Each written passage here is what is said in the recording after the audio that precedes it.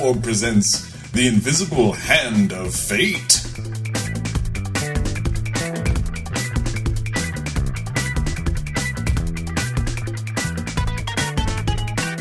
This is Gary Butterfield. This is Cole Ross. And here we are, looking back to the past. We're going to take you back to the past. Never tell me to give you less Billy and Pete, because we will give you more.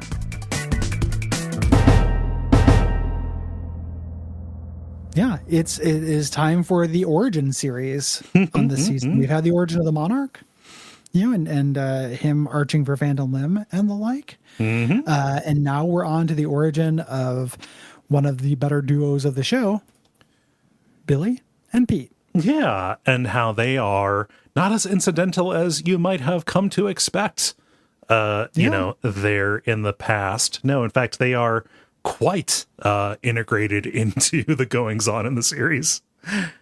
Yeah, specifically Billy, who you feel pretty bad for. Yeah. In this episode, this is an episode where a man gets repeatedly humiliated and fucked over against his will. Yeah, and for the whole episode, basically. Oh, for the whole episode and for his entire life, because he's caught in a loop, like his best friends, his whole support network. They know things that he doesn't, and they're keeping him in the dark. It's so sad. Like who in the show actually likes Billy? It's tough. It's just very he doesn't have a friend, and it's very depressing. It's really, really depressing. I think Pete is just kind of, I don't know. That's more of a codependence thing on his part, I think. Yeah. Yeah. We need to get Al in there. Oh, we do. To show up and just hang out with Billy Quizboy. I think he wouldn't know how to process it. I think he would read an ulterior motive into it. I don't think that he's ever been, it's just kind of like if you've had nothing but unhealthy relationships and you find somebody who takes care of you, you're gonna be suspicious, Yeah. Sussy. Of course they were talking about the Invisible Hand of Fate. This episode was written by Jackson Public, originally aired on June 15th, 2008. Yeah. And we're going to learn, they talk about this explicitly in the book and in the commentary, but this is where they fill in a lot of blanks that they left for themselves. Yes. They thought Billy Quizboy was a funny name and kind of a concept, and here's where we fill in all those blanks. Right. They gave him a mechanical hand because it was a cool, in an eye patch because it was a cool look. Here's where they fill in those blanks. Yeah, I like it as a collaborative, almost problem solving / spontaneous. Yeah, it's kind of okay, here's this. What's the explanation that you can think of? Oh, and make sure that the explanation ties into at least 2 other characters is kind of what ends up happening with what begins as throwaway design elements of these characters. It ends up being the thing that I like most about the episode. There are highs in this, there are bits of it, but it's even on revisit. So I watched this now twice, and then once with a commentary, in recent history, and I said this before, and I'm not trying to start any arguments anyway. I think it's surprisingly light on jokes. There are a couple really good funny parts in this, but it is weirdly somber and sad. Yeah, they're in a way that I just didn't expect. They're hitting you with a lot of pathos, which I find kind of refreshing as a change of pace a little bit. It's not necessarily hitting on the exact cylinder that I am coming here for, but it hits it pretty well. The extra development that Pete gets in this, kind of showing his fall from grace and how he is manipulating Billy, but also I think that they're right when they remark on this. This is actually some really good voice acting as well. Billy just, Doc just sells the Job-like tribulations that Billy goes through quite well. It ends up being a good character piece. Where in this show, my favorite thing is when they do both. Yeah. So that's why we end up. I was trying to think of why this episode always not even cold, right? This episode left me warm as opposed to red fucking hot.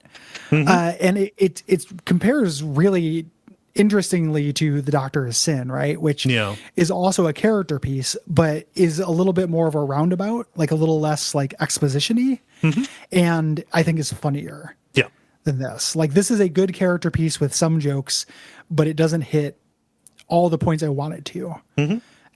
Despite, I still like it. Like, it is still a good episode. Yeah. There's also something to like media where what if somebody just had a shitty life and they just had a shitty life for the whole time? Frank Grimes. Which kind of bums me out. Yeah, like a Frank Grimes or like Happiness. Yeah. Or Welcome to the Dollhouse. Like, just like, man, like, which I've seen described as, wouldn't it suck if everything sucked? And like, yeah, it would. It really sucks that Billy Quizboy, this happens to him no less than today, and his character very barely develops throughout the rest of the series. Right. It's just everyone around him treats him like shit. He is to be used and abused, and that's it. And there's a certain level of like kind of cynicism to that is difficult for me sometimes. Yeah. So a lot of these like little plot details began as a side story for Showdown at Cremation Creek. They say this was almost part 1 of the season finale. And both creators are very fond of this, even though it did not get a hugely good reception when it came out. Right. When it first aired. They talk about being disappointed that this episode wasn't better liked. Which corresponds with their disappointment that Billy and Pete didn't, they kind of had to force the issue and keep them in the show. If they were chasing after ratings or focus group approval or whatever, they would have gotten rid of them. But I'm glad that they stuck to their guns. Yeah. And there's still some great like Billy and Pete episodes on the way. Like, I don't think these characters are done or anything when I say that Billy didn't get tons of development. Right. There are really, really great Billy and Pete moments. Yeah. Later. Yeah. But like I alluded to earlier, Hammer says that this is his favorite episode of his voice acting career, which comes across. And there was a bunch of stuff that ended up needing to change, and there's also like some explanation for bits here. So like as they were going back and checking in on the past lives of all these characters, they were going to explain how Professor Impossible was kicked out of academia. He was going to be kicked out of State University for having an affair with a student named Sally. However, they couldn't get Stephen Colbert back, which they allude to this. Stephen Colbert back is my favorite Pornhub tag. It's just where you raw dog while you're crying about Trump. Yep. Just oh man. But yeah, like just all of this where Professor Impossible goes away started like these rumors that like, oh, there was a falling out between the Venture brothers and Stephen Colbert. Yeah. No, he just got real big. Yeah, it was also, I mean, we talked about this early on in the episode. The phrasing that made everyone, including myself, think that there was beef was the agent said, Mr. Colbert has neither the time nor the interest to participate. Oh. But we don't know where that came from. That could have been Colbert or the agent. Yeah. Just being like, who are these small time guys? They made up. Yeah. So that's what matters. This is also the first episode with the nozzle, which was something I pitched for the name of this show. Yep. That I'm like ultimately glad we didn't do, but I think the nozzle is great. This is a joke that they had as for the Astro Base. They were going to have this cylindrical chamber with a nozzle that showed up that played a tape telling you what to do for 5 minutes while the nozzle calibrated. And everyone would have to do this before they entered the Astro Base. And remember, the Astro Base is a tiny, cramped, like industrial painting studio. Yeah, just and people come and go all the time. Right. The Jackson in the book, he talks about how he included this as a love letter to Doc. Like Doc really loved this idea of the nozzle and was sad that they couldn't do it. The nozzle is a huge standout scene, though. Like I remember, this was when I was watching the show live on Adult Swim. Like I jumped on, and they showed a promo for this that was just the entirety of the nozzle scene. God, I love Adult Swim promos, especially from that era. Yeah. The nozzle is an episode highlight, 100%. There are some firsts here. This is the first appearance of Shore Leave, who initially began as a kind of a direct parody of G.I. Joe, along with the other OSI G.I. Joe meets meets Shield kind of stuff. But Shore Leave ended up becoming, a pretty major character. Huge character. Yeah. Acting kind of as a foil for Brock, because Doc Hammer was really fond of him. Just, bringing in a character who's just this out gay man, who is also just a complete badass, They predicted on the commentary. Mm-hmm. They're like, I predict Shore Leave's going to become the breakout character. Yeah. And like, he did become a breakout character. Mm-hmm. And Shore Leave's fucking amazing. Like, yeah. I love Shore Leave. Like, yes, it is just a gay voice, yes. But I like the added context that the book gives, where it's like, you live in New York, tons of dudes who just own it, who are basically Shore Leave. Mm-hmm. And, yes, this is something that, bigots and Gallaghers would use as a voice to make fun of people, mm-hmm. but in real life, it actually fucking owns. Yeah, like this is actually an expression. It's an affectation that people take on to assert their identity. And sometimes they kick ass. Yeah. Like there's a James Adomian bit where he talks about how all the Disney villains are coded as gay, and he's like, Ursula, the big lesbian sea witch. And he's like, every time I've ever like met somebody like that, they've been awesome. They've been like, bar closes in 5, but lock the doors. I got 8 tentacles to pull 8 tabs. Strings are on me. It just, man. That's this show is, people other than us should and probably can and have talked about the queer subtext or whatever in the show, or how it handles that. At least from my perspective, which I admit is incredibly limited, it seems so affectionate. Yeah. And like positive that like this, this has that like, man, have you ever met a gay person? They're great. Yeah. Like energy to me. Yes. Yeah. So I'm excited to talk about Shore Leave. I'm excited to talk about his short-lived stint as Holy Diver. Yeah. Holy Diver with the Bible Man parody, which I fucking love. Like I was not expecting that. Yeah. This is really big, introducing OSI and Sphinx. Again, they're like, we just dropped this. But no, like Sphinx comes back in a huge way. Yeah. OSI comes back in a huge way. The idea that SHIELD is, or the Office of Secret Intelligence is the SHIELD part of it, is the spy part of it with Hunter, and then there's also the GI Joe part of it where they relax the dress code.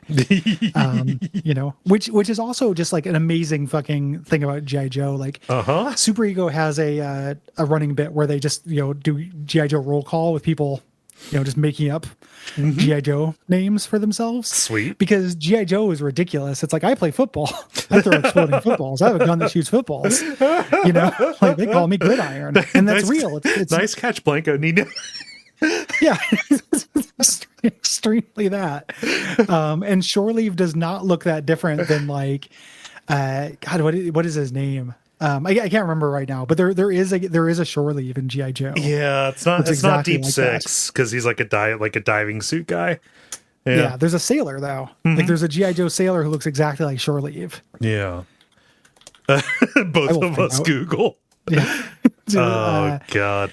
Shipwreck. Yeah, exactly. Yeah. Precisely him. That's so he's just dressed up like Shipwreck. Just incredible stuff. G.I. Joe is so funny. Just a ridiculous TV show. God, and I love that it just got like a straight-laced action movie reboot. And it's like, it's gonna start Bruce Willis and The Rock. Cool. And Channing Tatum. Tatum. Tatum Channing. Channing Tatum. Yeah. This is not the first appearance of Sergeant Hatred. We kind of got an off-model, off-voice version of him back during the wedding. This is where we get to see kind of the origin of Sergeant Hatred, like understanding that Sergeant Hain, which is his real name, used to work for the OSI, kind of as as a double agent for the guild. But this is where he has his full voice and the beginning of his appearance. And I forgot that this was before he was introduced properly. As Sergeant Hatred appearing, on the hover tank. As Rusty's arch. Next episode. Right? Yeah. Next episode we're covering. the original ending of this has a piece of music that I've always remembered. They were trying to get a licensed piece of music, but couldn't. Yep. So they ended up using stock music. I love the music at the end of this episode. It's perfect. And they talk about fans writing in and being like, man, that music's so good. How'd you come up with that? And then being like, that's stock actually. Yeah. Yeah, it works really well. Yeah. I felt it. I felt when they were talking about searching for the piece of stock music from the Turner library to use, because I've gone through that process so many fucking times. Oh my God, just sitting there and just like all of this fucking sucks, and anything that's good is too expensive. Yeah. It's good that they found something that worked out. Let's get into it. Let's do it. We have a cold open out in the desert in the camper. Billy's on the toilet, and Pete was very inconsiderate and didn't refill the TP roll. Yeah. Whenever I do something like that, or like if I put a cart back in the cart caddy or something, the thing that goes through my head is I say, I'm being a good citizen. Yeah. You know? And it's like, I think that's what good citizens do. And Pete is not a good citizen. He's just playing PlayStation. Of course. Yeah, he's doing missions for the yachties. Yeah. He's look at my stats. I'm awesome. Billy, Pete put the roll, didn't fill it up. It's up on a high shelf. Billy tries to get there. There's a ghastly amount of water on the ground here. Yeah. Guys. Yeah, you're going to get a mold problem, dudes. Yeah. It's a camper toilet. But he collapses, hits his head. His hand starts to malfunction, and he gets this huge rush of flashbacks that are actually things that will appear later in the episode. So he starts yelling, Pete, get in here. Billy thinks that, Pete thinks that Billy is going to show off his product. I don't care how big it is. I don't want to see what you made there. Just the amount of jokes about what goes into that toilet. I mean, this is the exact same setting where we got it's like a bucket full of paydays joke. Yeah. So just they're very concerned. Well, it's two men living in one room. Yeah. So I guess the subject is going to have to be broached. It's either that or the Arties. Like, we only have two things to talk about.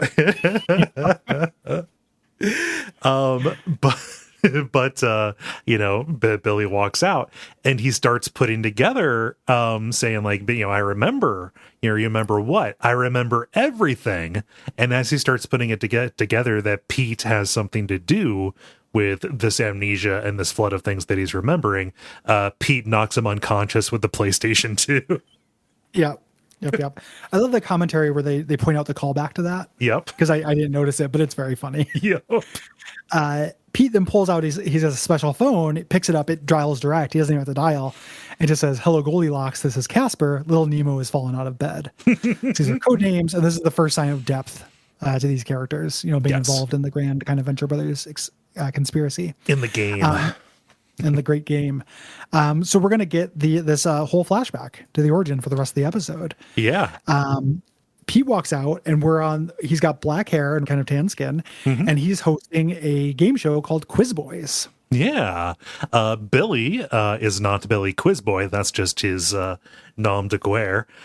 He's actually Billy Whalen, and he's on this show that is hosted by Pete, and he's the reigning champion. He's won $40,000 so far, and he is saving his winnings to pay for tuition at MIT. This is back in the 80s, so $40,000 would have gone a very long way. And he says, kind of heartbreakingly, "Oh, I want to be a super scientist like my hero, Rusty Venture." Yep. And we cut to a bar, not the bar we're usually in, a different bar, where younger Rusty is drunk watching the show. He does a little salute to the screen and then asks the barkeep for another suffering bastard. Myra rings him because this is in the continuity. This is during, I know when the cage bird kills, or how the cage bird kills times. Worried and obsessing over where he's at. He says, "You're not my mother, you're my bodyguard." And she says, "How can I guard your body when I can't be near your body?" Yeah. So this is her beginning to kind of break, which we find out, so we go over Billy. He writes the answer to his question, who is the last king of the Plantagenet dynasty? And he wrote the wrong answer. His competitor got it right. But when they reveal, his answer has been corrected. Yes. And his opponent, little shit, little Lord Fauntleroy, little Francis over here. Yeah, God, he is a Francis, isn't he? He's like, he's a cheater. That's not what he wrote, which of course implies that he was cheating because he looked over what Billy wrote in. That doesn't matter though. Billy has no idea what's going on. He didn't arrange this, but this sticks. This ends his career doing legit quizzing. So they go back to the dressing room where Billy and Pete are hanging out. I got the intent or the impression that they've been cheating for a while. Yeah. Like he's, because he's like, I didn't ask for the answers, and this would have had to have been arranged. Like Pete had to have done it. Yeah. Because Pete's a manager and gets a certain percent. Okay. Yeah. Well, I just, so like, who did it? Right. Yeah. I like the idea. But this also, it seems like the first time that Billy noticed it too. I think that maybe he didn't notice it, or maybe, I guess it's kind of tricky. Like I'd love to ask, Jackson and Doc, because it's hard to piece together the chronology. Yeah. Well, it also seems like Pete, it seems like Pete's denying it here too. Like, because he's like, oh, he doesn't actually like say it. All that he says is, oh, us freaks need to stick together. But Pete's shady as shit, though. Yeah. Like, I don't trust Pete to not. I think that Pete is as a manager because he's talking about, first of all, Billy's in the dressing room with him. Yeah, right. They obviously know each other. And later he becomes the manager. I think that he was cheating to get more money. Right. Like take a cut of some kind. I don't know, though. Like, it seems like the kind of thing they could have explained instead of just flashing back to Rusty, just to show, hey, Rusty's here. Yeah. I think that part of why this episode lands weird for me is inefficient use of time. Yeah, problem. Billy's like, oh, my life is over. I'm done. I have no prospects. And Pete says, no, White, you set me up. I never asked for the answers, which is really like a sad, relatable situation. Like he would be happy to just lose and be a B+, smart guy. Yeah. But the world has plans for him to have him like Peter Principle himself into horrible situations. Right. Yeah. So White says they need to stick together. Yes. Which you said. Yeah, and Billy doesn't realize that Pete is an albino. He reveals it. He's been wiping off his fake tan, which could have just been makeup, but he also pulls off his wig, revealing, hey, I'm an albino. And Billy, says, look, okay, so there is that, but some of us can't make our heads smaller with makeup. Yeah. Pete says, okay, he's trying to cheer Billy up. He says, listen, like you said, your hero was Rusty Venture. Well, I happen to be very good friends with Rust. I am. And he knows that I happen to know he's looking for a new lab assistant and head scientist. Billy says, like, no, I wanted to go to school. Yeah. And again, Billy doesn't get what Billy wants. Right. And Pete steamrolls him, like, experience is the best teacher. This is gonna be like going to 10 MITs. The invisible hand of fate has pushed us to this point, Billy. And it's like, no, it hasn't. You're like malfeasance or misfeasance has, dude. You're not a shithead, dude. You're one of my favorite voice performances on the show, but God, you're an awful. So they have to get there. The FCC froze Billy's assets. Pete spent all of his money on blow, but they have a plan to make money along the way. So he's like, I got a vehicle, and they steal the Vespa that was the prize for the game show. It's good. The conjecture cycle. Yeah, the conjecture cycle. Oh man! So we get an abrupt cut to the B plot that ends up being part of the A plot here. We get this G.I. Joe-esque intro to the OSI featuring Shore Leave's crew, which is just a kind of a takeoff on the village people fighting Sphinx, but also committing war crimes. Just killing them, which to me feels like a joke about G.I. Joe. Like if you watch G.I. Joe, everybody aims their lasers like at a 45-degree angle up to miss. Right. And this is like, what if they actually were doing war? Yeah. Trying to hurt each other. There's a very funny, there's an old comic that I used to read called Twisted Toy Fair Theater. And a character meets the G.I. Joes and they're doing that. One of them takes his laser and pushes it down so he shoots. Oh. And all the G.I. Joes start crying and they're like, that's not how we play. Very sad, but they're serious business doing these war crimes. Yeah, and there are illusions here. There's a photo that looks like one of the Abu Ghraib torture photographs. There's a little a sequence that mirrors the famous execution shot of during the Vietnam War. All that. Just saying, like, yeah, no. And in reality, this would be horrifying wet work that the OSI did. The crew comes back in after this, just laughing and joking, just having the best time, dressed up like the village people. Shore Leave is the leader, and they, come in and they see Hunter and Brock there. I love Brock's 80s hair, or whatever, like his rat tail. It is. Yeah. His rat tail. And they're basically razzing him, like, I didn't see you ladies out on the battlefield. We're too busy fighting the real enemy, Sphinx, while you're trying to hunt down phantoms. Yes. The guild, which doesn't exist. Which has gone underground since the 50s, since the Rusty Venture show heyday. As Shorely walks away, he says, "Oh, Hunter, Waylon Flowers called. He wants his madam back." I think kind of saying like alluding that like that Brock's like his puppet. And people don't know what madam is. Well, nobody knows who Waylon Flowers is. Yeah, like, well, the puppeteer does madam. Yeah. Yeah, no. And I love Hunter. Like, the village people called and said they want you to fucking kill yourself, you prancy bastard. Yeah. Really, This place has gone to hell in a ham sandwich since the 86 the dress code. I love Hunter overcorrection. Oh, it's good.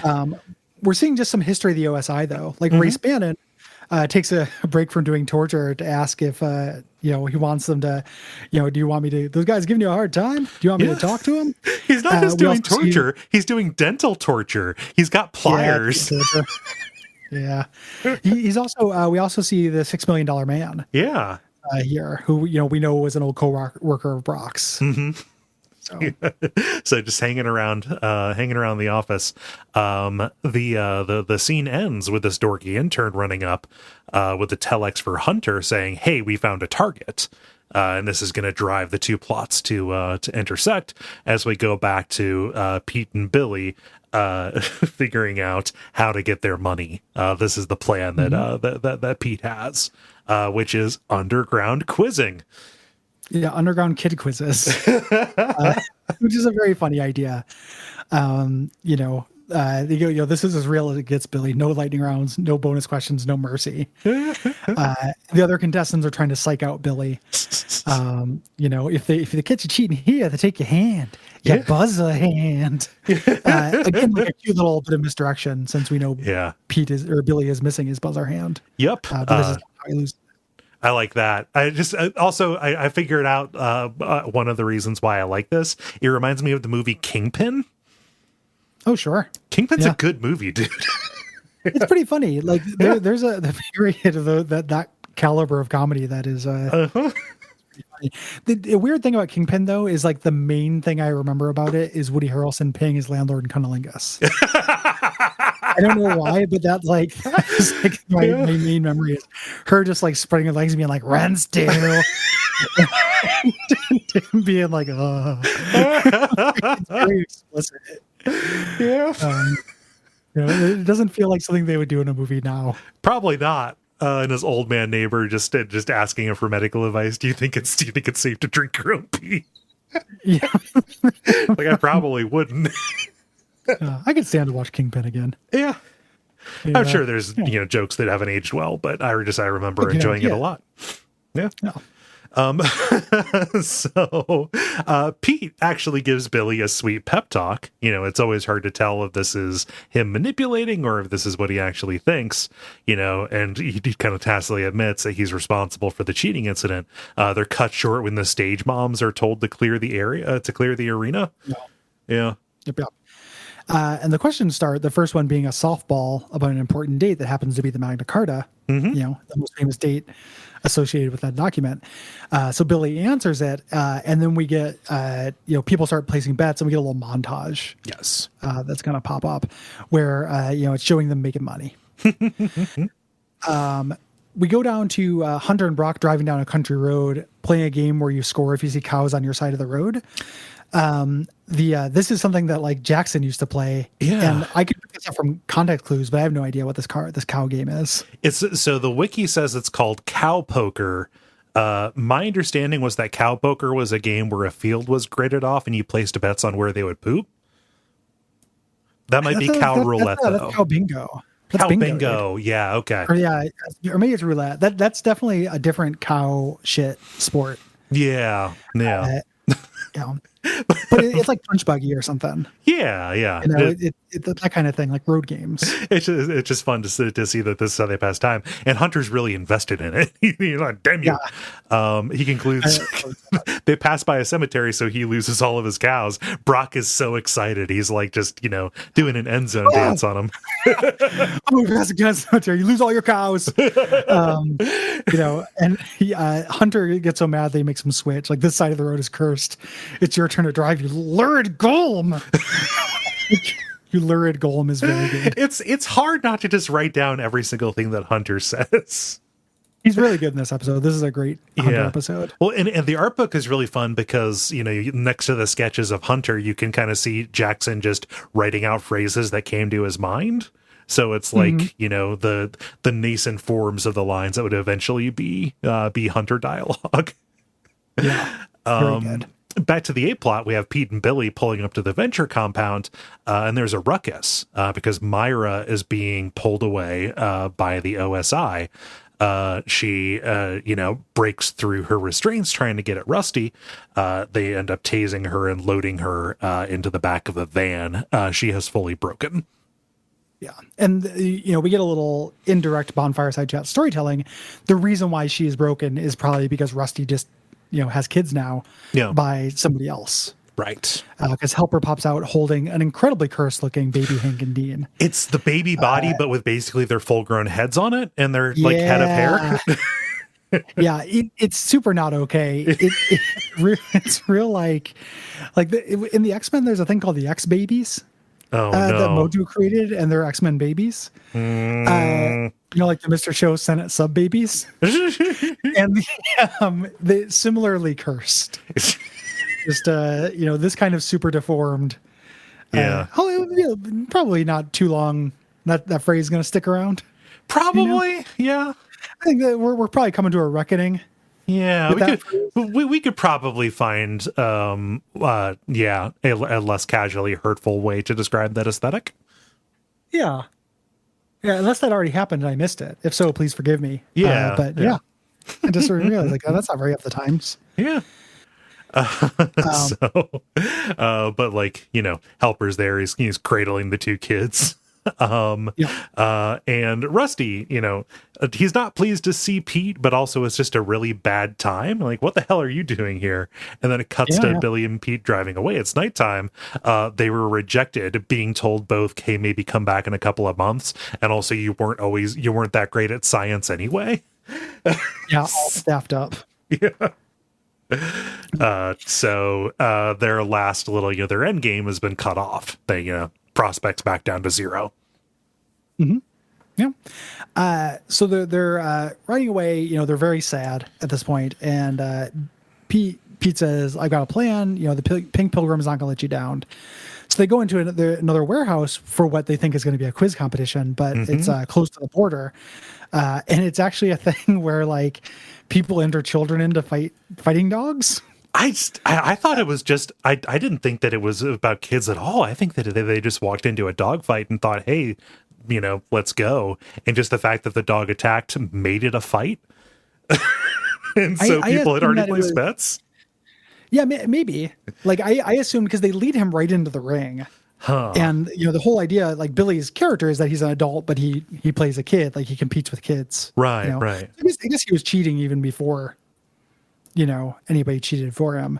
Yeah. But I just assumed that was the idea behind this. A guy lets a dog loose on a kid and guys place bets on it. Yeah.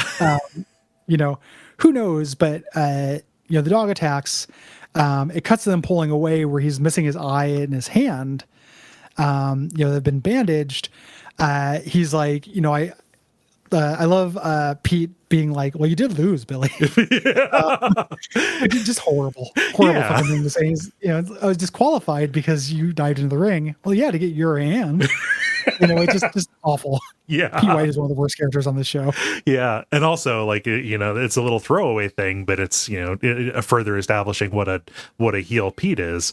Billy wants he wants to cut ties. Hey, give me my 40%.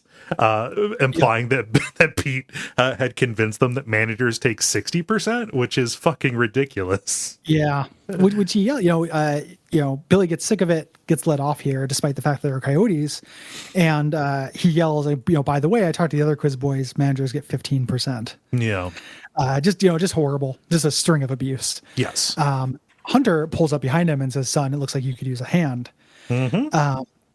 We cut back. Pete, this is modern times. Pete is at the Venture compound. Rusty is not letting him in, but he has to. He's gonna. It's really confusing that this is modern times, but this is him going to tell. Kind of messy, but that's the idea here. Mm-hmm. And again, I don't know that the scene needs to be here. There's some like really weird, inefficient use of space in this episode. There's nothing else that's in the present day in the body of this episode. It's just the bookends. Yeah, at the very end. They should have just cut to Billy in the sterile medical room with the nozzle. But he wakes up in this sterile, medical room, and he has a robotic hand, and it looks like his eye is back. It's a fake eye. Mm-hmm. We're going to learn later about its capabilities. And this is long. It feels long, although it's probably about a minute of just Billy sitting there terrified as this snaking telescopic little scanning device that is shaped like a nozzle comes out, and it says, "Please wait while we calibrate the nozzle. Please do not look away from the nozzle." Yeah, the nozzle is calibrating. The nozzle is still calibrating. Yeah. They talk about how they wanted this to go on much longer. Yes. The nozzle leaves as Hunter and Brock walk in. Billy says, "What was that thing?" I have no idea.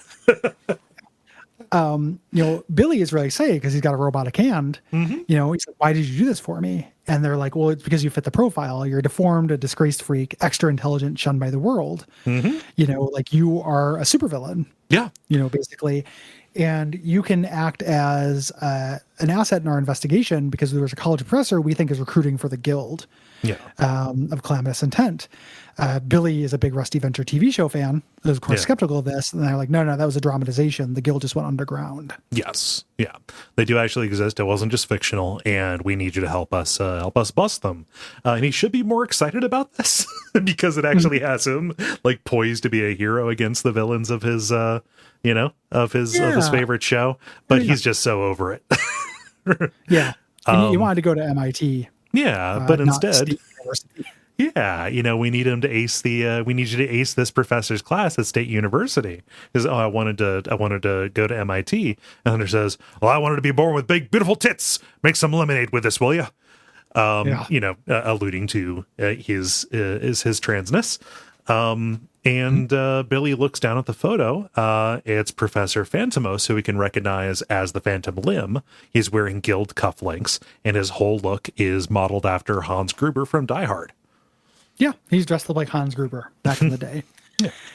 So the first day he arrives late to class. Professor Phantomos tells him they don't tolerate cheating. The punishment is severe. And a TA comes and pulls him out. They very coyly don't show one half of the TA's face until eventually he takes over the lecture, and he has a half of a very deformed face. And when Billy looks around, he sees that a lot of people in the class have some kind of deformation. Mm-hmm. Included, I love the guy in the back who just looks kind of like a scarecrow or something. Yep. Well, he looks like he's made entirely of burn tissue. Yeah, Jesus Christ. I had an experience really similar to this. I was at a party that my band played at in my mid-20s, and my friend was there who has a hand deformity of some kind. I don't know the exact word for that. And I was hanging out with her, and then we went and walked to a convenience store with her friends, and I looked around and noticed everybody had something other than me. And I zero hate in my heart, for obviously, I hope that is obvious for people who listen to this and know who I am, but it was very surreal to me. as an experience of just kind of looking around and being like, oh, like, you know, that's what this reminded me of. Yeah, it's like it's information that would be hard not to make note of, but there's nothing to do with it besides just understand that is the surroundings. Yeah, but and it's just also it's something that's kind of rare. Yeah, you know, it was a confluence of rare encounters. Mm-hmm. You know? But Pete, looking around, he is overjoyed because he doesn't feel that different here. There's that one guy who's nothing but scar tissue. There's a girl with no eyes or even eye sockets. It's just, flat skin. There's a guy with his arms and legs switched. Mr. McGregor. It is Mr. McGregor, isn't it? Yeah. He sings this little song here, and this is gonna, sound incredibly petty. I kind of hate this. I kind of hate this little bit. I don't think it's funny. Yeah. And again, like the time they waste in this episode, like he sings a song about how he's not so different, and it doesn't last for a long time, but it doesn't add anything. Yeah. The idea is, he lasts until he looks at the book, and then he realizes, like, oh shit, I don't actually know science. Right. Like, that shouldn't have been. First of all, that you should have known that. Going into this, because that's the whole point of you and what's been happening to you. But also, like, they don't really do anything with this. The idea is Phantomos is attracting people like this to his class because people who are smart at science and have deformities in this world make good candidates for supervillains. Right. Like your Dr. Dooms or what have you. But nothing really comes about this sense of belonging or whatever that he gets. But he gets a fucking song. Yeah, it's like, just like a little like, hey, what have we turned into, a Fievel movie for about a minute. Fievel for a moment. Yeah. Fievel goes to college. Who's going to take him? He's a fucking mouse. Yep. Yeah. But what I do like is that he goes back to his dorm room, finds out his roommate is the TA who has hung himself in the closet. Yeah. I don't like that just because of suicide. I like that because of what comes later. Yeah. That room, the catastrophe clause or whatever it's called. It's such a fucking funny idea. And I can't believe they made that movie about it. Did they? Like, remember? Oh man. Yeah. Like 1994 or something. There's a movie called Dead Man on Campus, I think, where the guy was having a hard time with his classes. And the whole movie is about him trying to convince his roommate to kill himself. That's fucking ghoulish. It's totally ghoulish. It's like the shit that it was like an MTV movie, and they were producing it between like Joe's apartment and the Brothers Grunt. Like you would get Dead Man on Campus. It was really ghastly. And in the 90s, like watching that as a teen, I was like, premise for a movie. Okay. It doesn't look that good. I'm not going to see it, but I have no problem with that premise. That doesn't fill me with disgust. Yeah. Starring Mark Paul Gosselaar. Yeah. Yeah. No. And then as an adult, I look back on that. I'm like, holy shit. Like, I don't even make a movie about talking somebody into suicide fly today. You wouldn't. You couldn't. It's awful. Yeah. It seems like not a thing to do. Yeah. But I love that urban legend. The universe's hands are tied. Yeah. Classes don't build on each other. You don't actually have to learn anything. It's just about getting that grade. Yep. This is a fiction. We didn't have that one at ours. The prevalent myth on the University of Cincinnati campus was that they didn't account for the weight of the books when they built the library, so it's sinking an inch every year. Oh, sure. Which should be a fucking catastrophe. But also that's not how buildings work. No. That's also like a famous urban legend. Like, I talked about before, like Snopes being one of the first websites I found. Oh yeah. When I got into websites and just reading it like well into the night. I remember reading about that. Always. Just I didn't account for the books. God, stupid. They did. They moved the headstones, but they didn't account for the books. Damn us. Oh man. But yeah. So he panics and his hand starts wigging out. This is kind of setting up something later. But he goes back out and Brock is fixing the hand. He's dressed up in his football gear, and Hunter is dressed up as a cheerleader. And he says, "Oh, you're getting great intel." Billy's like, what are you talking about? I haven't said anything. And this is where it's revealed that his new eye is a holographic 3D surveillance device. And this little pud puller stores all the data, pointing at his hand. Pud puller. Love it. Billy's very upset that he's been turned into a spy. Yes. Here, and this is going to come to a head at some point. But here he's initially just frustrated. He goes back to Professor Phantomus's office where the janitor is scraping off Professor Impossible's name. Sheila, Dr. Girlfriend, is there. They played off like she was asking for an extension for the assignment, but this is, when he goes off to show her his evil legs, or before that, but the beginning of that relationship. Yes. Yeah. So in the book, they refer to this as fan service, like just throwing all these references in there. But again, like, I don't know. I felt vaguely annoyed by it.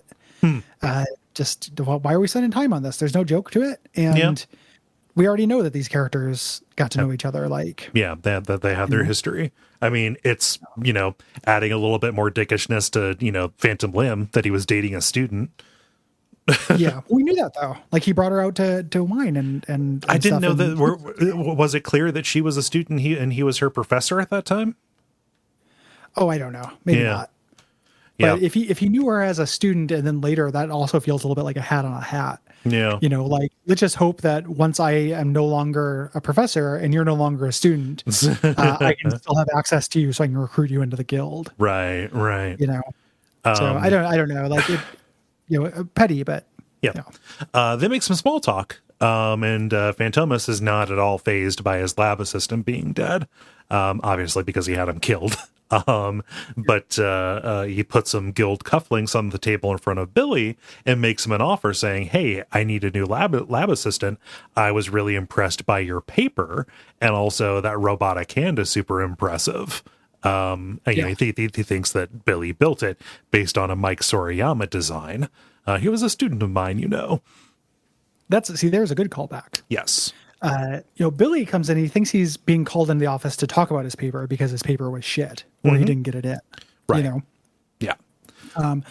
Phantomus says, since you're going to be my assistant, he takes off his gloves, rolls his sleeves up, and he has he has robotic limbs, which he takes off, and has little tiny arms. Basically saying like, we're not so different, you and I. My family disowned me. I was the last in a long line of costume adventurers, but I couldn't, obviously couldn't be that with this. And she was a picture of like a Phantomas, old gentleman thief kind of character who we'll meet later in Orb, this episode. So he's trying to do his work, using science to complete his limbs. He needed a tremendous amount of power to do it. He couldn't do it until he got this investment from the Guild of Collegiate Investors. This is where Billy says, "Oh, I can't be your lab assistant. I just got so much schoolwork to worry about." And Phantomus says, "Oh, you have a 4.0 because your roommate committed suicide." Haven't you seen Dead Man on Campus? It's like, no, I think it's 1988 or the late 80s. And also, who would make a movie about that? You monsters. Yeah, it seems ghastly to me. What about an apartment where it's full of cockroaches and the cockroaches try to get the owner laid? but get this, they do it with song and dance numbers. Yeah, they do a series of song and dance numbers to try to get a guy named Joe laid. God, the 90s. What a fucking stupid decade. It was the fucking pits, dude. Just absolutely ridiculous decade. Aesthetically and culturally. Just a wasteland. A wasteland. Disgusting. But Phantomus, he echoes Pete's line earlier on. The invisible hand of fate has brought us together, Quizboy. We freaks, if you pardon the vernacular, must work in tandem. It's basically the exact same thing Pete said. It's like me need company. Yeah. We cut out to the car where Brock and Hunter and Billy are talking, and Billy's like, I think you got the wrong guy. It's just some businessman's club or something. And they're like, of course we have the right guy. Like, that's what they said about the Build-A-Bear group. The subtitles say Build-A-Bear. Build-A-Bear, which I'm always going to go for. Of course. That's what they said about the Build-A-Bear group, son. And then whammo, Berlin Wall comes tumbling down. No, it hasn't. Well, yeah, it will. They decided at the last meeting. Brock basically says, like, listen, we weren't going to tell you this, but you have to do this for us. Stevie was our other man on the inside. Codenamed Pussyface. Yeah. Horrible. This is very funny. Then Billy asks if that's why he killed himself, because he had that horrible code name, and they correct him saying, "Oh, get with the program. Phantomus killed him." to get closer to you, and also because they knew he was a plant. So Billy is in a horrible danger. Yeah, absolutely. And he says, I didn't even write my paper. I was too busy explaining, codename Pussyface's suicide. I was talking to the cops, dude. Yeah. He's like, yeah, no, we know you didn't write your paper. Stephen Hawking wrote it. We called in a favor. And he calls out, that's cheating. And Hunter's like, that's what secret intelligence is. It's cheating. Like, if you don't look at the other guy's paper, the bad guys get the bomb and boom goes the world. Yes. And so stop being such a little crybaby freak, you junior G-man. And, times. Hunter sells past the clothes and starts like dressing down Billy. And Billy does something that nobody's really done before, which is hit him back. Literally punches him in the balls and also hits Brock, being one of the few people who actually manages to physically overpower Brock, be it by surprise, which is pretty good. Yeah. And he nobody thought to look at the balls. the secret weakness of Brock Sampson, his gigantic clangers. Yeah. But he gets out of the car and he runs to Phantomus's lab. Yeah. Yep. But Phantomus is already doing the experiment. Starting it. Billy is trying to say, admit like he's not qualified and he cheated, and Phantomus thinks he's talking about the Quizboy gig. Yeah. He's like, anybody in our position would cheat, given your disadvantages, you have to get ahead. And he's basically fast talks him into it. Like, he will not hear no for an answer. Right. He gets locked into the limb enhancer and has Billy activate the machine. He turns on the machine, and Phantomus immediately wants more and more power. Of course, goes full Doc Ock. His arms are becoming more than human; they're becoming superhuman. However, when Billy maxes it out, it shocks him, and there is a glitch, an error. Yeah, and so Phantomus is like, "Hey, go double check the flux compensators or whatever," and Billy's like, I have no idea what the fuck that means. Like, what do you mean? That's what you wrote your paper about. It was so impressive. And this ends up being the tragic origin for Phantom Limb is because of Billy's cheating, he has set these events in motion. The experiment goes wrong because Billy wasn't there to fix it. It ends up, this actually ends up making a lot of sense in a weird roundabout way with a way later episode. In season 7, there's an episode where all of the supervillains get in one last arch with their premier arch enemy, and Phantom Limbs is hunter-gatherers. And I always thought that was a little bit strange. Yeah. Because there were a lot of people who hated more, but Hunter was definitely indirectly responsible for this. Oh, yeah. By putting Billy in that situation and cheating for him and stuff. So he is really tied into his origin in a comic book kind of way. The machine supercharges. It's drawing stuff forward magnetically, so it yanks out Billy's fake eye. I'm glad you mentioned Dr. Octopus because that's what the scene, I think, is checking. I think that's intentional. Explodes. Phantomus has disappeared. And Billy says, he died for my sin. Brock and Hunter rush in to grab him, and then we do another kind of hard cut to the aftermath here. Yes.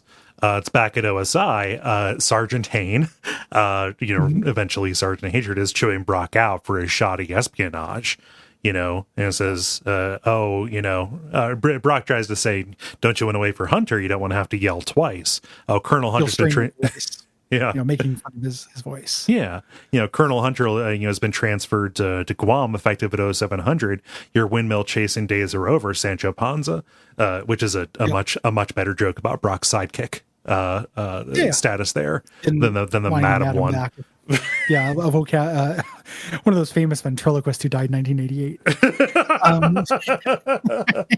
It's a big year for them. Sadly, it was at a collapse. They didn't account for the weight of the ventriloquist when they built the building. Man.